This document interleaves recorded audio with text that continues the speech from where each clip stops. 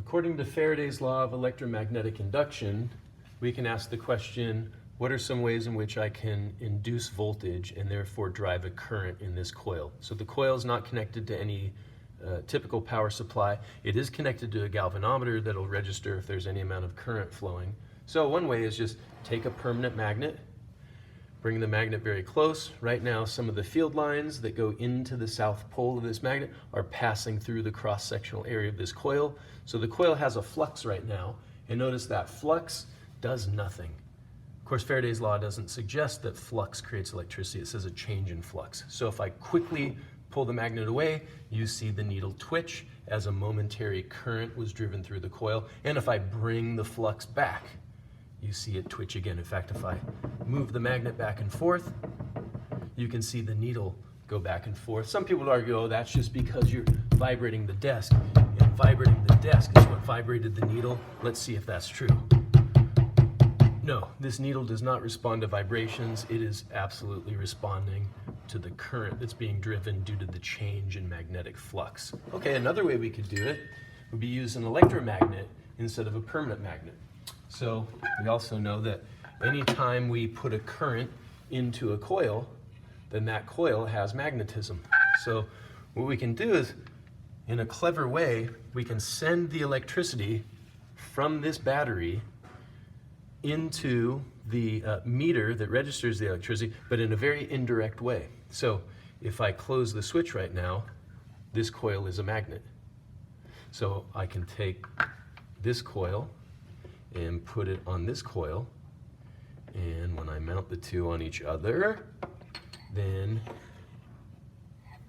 you'll notice when I disconnect the circuit, that loss of magnetism made a tiny little twitch here, and when I reconnect the circuit, now wait a minute, it should be more impressive than this, right? So here's one way we can increase the effectiveness.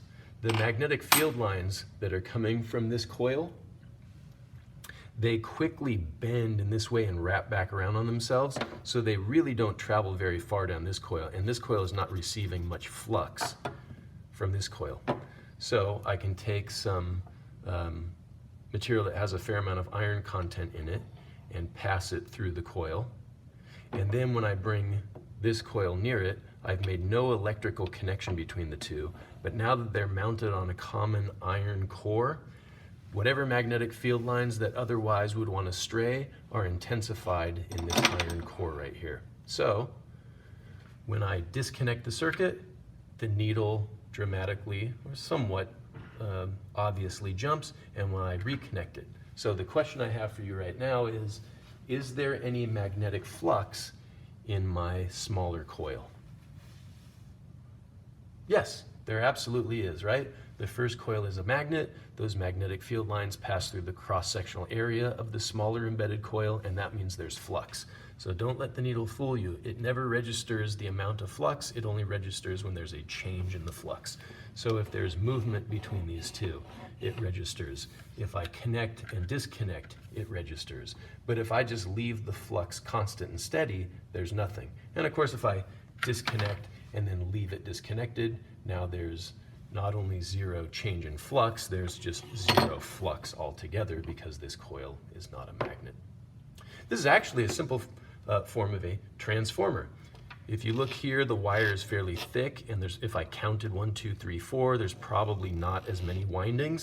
This one has much thinner wire, and so where this one might have hundreds of windings, this one has thousands of windings. So you'll see in another lesson how this would be described as an example of a step-down transformer. The voltage we get out here is less than the 3 volts we're putting in from the battery pack.